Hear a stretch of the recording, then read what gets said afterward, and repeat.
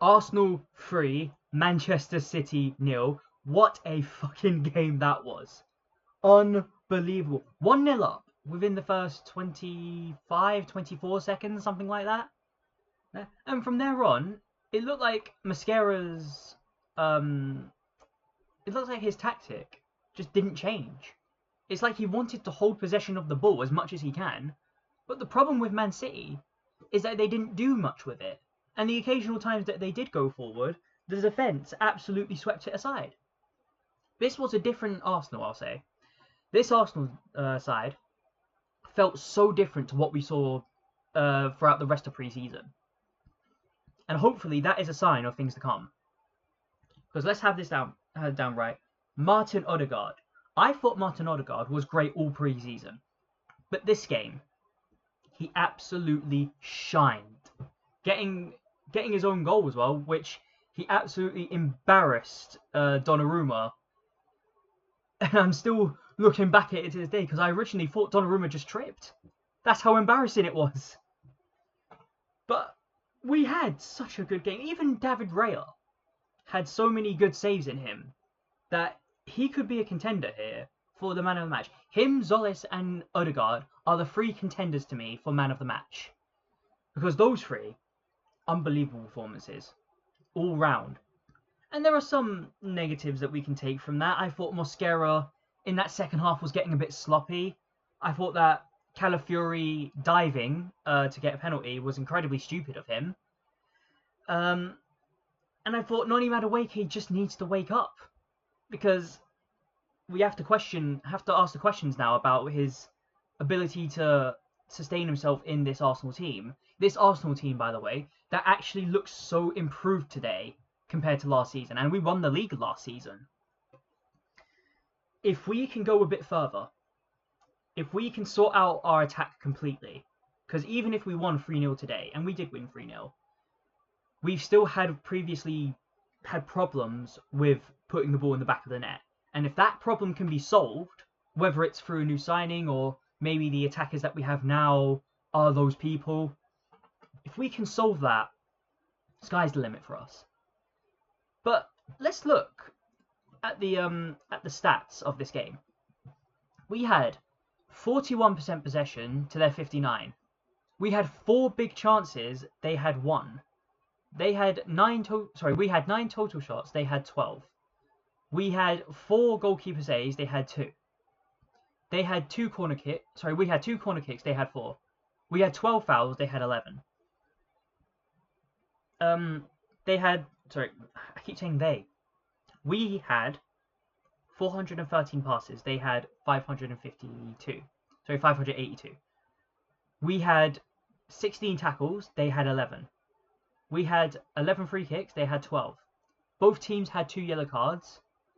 And overall, looking at the attack, if I can find it, sorry, 1 second. Where is the attack thing? Here it is. Looking at the attack, we missed a fair few big chances. Officially, it only says we missed 1 big chance. That's a bunch of baloney, because I think we missed quite a few big chances. Now, another thing that we have to say, and a thing that cannot be understated, of course, is Christos Zolis is an unbelievable player. He is an assist machine. This man is so selfless from what I have seen from him so far. And he's getting assists and getting goal contributions. He might have actually had goal contributions throughout the entirety of the pre-season. I don't know, maybe he missed 1 game, but I don't recall. But looking at Zolis, 2 assists in this game. The first one I believe was... Which one was the first one? I know the second one was Martin Odegaard's ball. No, the first one was the header. That's it. The first one was the header to Kai Havertz, where he could have realistically gone for goal there himself, but he saw that Havertz was in a slightly better position. And you can argue there's a bit of luck in that, because Donnarumma should have done better. But I don't care. It went in the back of the net, Kai Havertz got his goal, and that is what I care about. And Zolis, that pass that he did for the second goal, for Martin Odegaard, that pass that he did, he pinned him out so perfectly. And I'm pretty sure Havertz was there as well. So even if Odegaard didn't get to it, Havertz would have got to it. That is such a good pass. It's unbelievable. And this is what I want to see from a left winger. These kind of selfless little passes that get you goal contributions to win games like this. And look, there's going to be a lot of people, right? There's going to be a lot of people who are going to come and be like, oh, it's a pre-season friendly. I don't know what you're chatting about. All right, pre-season friendly. Here's the team that Man City brought out in a pre-season friendly. Donnarumma, Nico O'Reilly, Gardival, Ruben Diaz, Kasanov, I think that's how you pronounce it, Elliot Anderson, Kovacic, Doku, Foden, Semenyo, Erling Haaland. Now, if that's a pre-season friendly, right, then why do we have two teams, two absolute elite level teams, and both of them have put out near enough their full strength squad? The only thing that Arsenal lacked in that starting 11 was Declan Rice and Bukayo Saka, and that's because you need to manage minutes. Outside of managing minutes, though, if we didn't have to, we would have played probably a Guimaraes, Lewis Skelly, Martin Odegaard, and Bukayo Saka. Now imagine that in your midfield. An unbelievable midfield. And I don't think it's unfair now to say that we have the best defence and the best midfield in the league right now. There is still debates to be had with our attack, because I've seen the good and I've seen the bad of it, and that is fair enough to have. However, as I keep saying, the transfer season isn't done yet, and it looks like we're looking to get another attacker. Or we could get another left winger and replace Martinelli.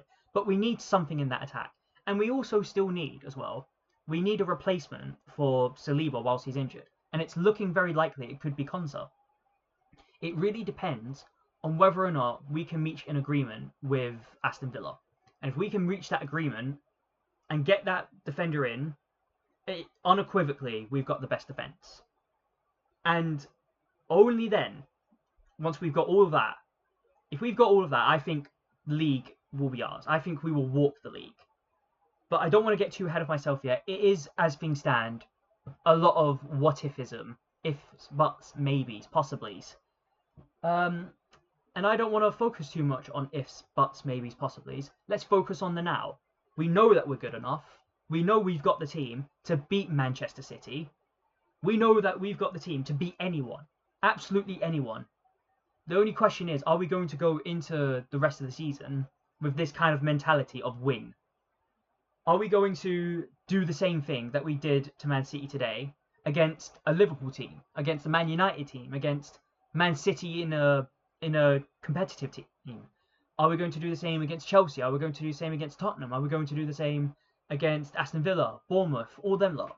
And if the answer is yes, if we're going in and we're going to take every game by the scruff of the neck, get ahead, absolutely demolish defences, we will win. That is the reality of the situation. But let's get into our player ratings, and we're going to start off in goal with David Raya. And as I said with David Raya, he was unbelievable. Clean sheet says it all, but it doesn't say enough.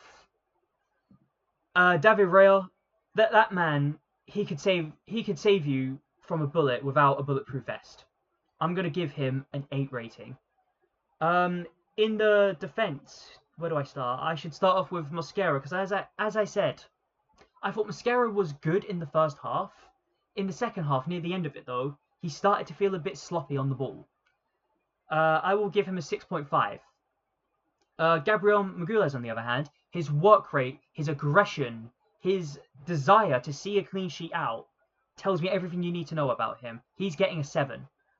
Ricardo Calafiori, as I said, I thought Calafiori did well. Obviously, he got the first goal that put us in the lead, and I think that goal completely changed the game. The second we got that goal, and Man City didn't change, you can see it was probably going to be Arsenal's day.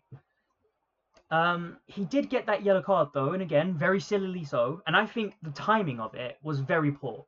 If it was like a Martin Odegaard situation, where he got the yellow card very late on, and then he was getting substituted off, not a problem.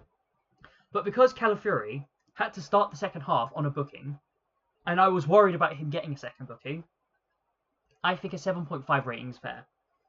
Ben White, Unbelievable performance. Didn't get an assist, didn't get a goal, but his work rate was so unbelievable. I think Doku only really got the better of him, I think, once. And then I can't recall any other time he's done so. But Ben White, I'm going to say, deserves an 8 rating. Bruno Guimaraes, he was good. But he did get substituted off, of course. But he did his job. I can't complain about anything. 7 rating. Miles Lewis-Skelly, he got an assist, and what an assist it was. Unbelievable assist. It looked like he was controlling the midfield when it came down to defence anyways.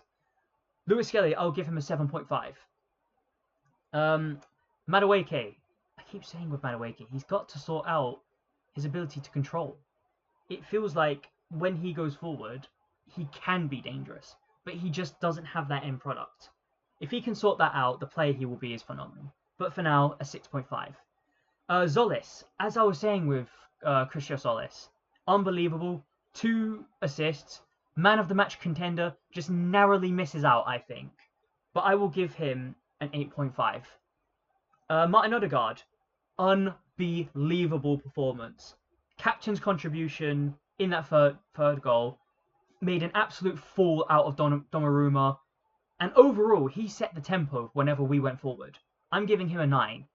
And last but not least, Kai Havertz.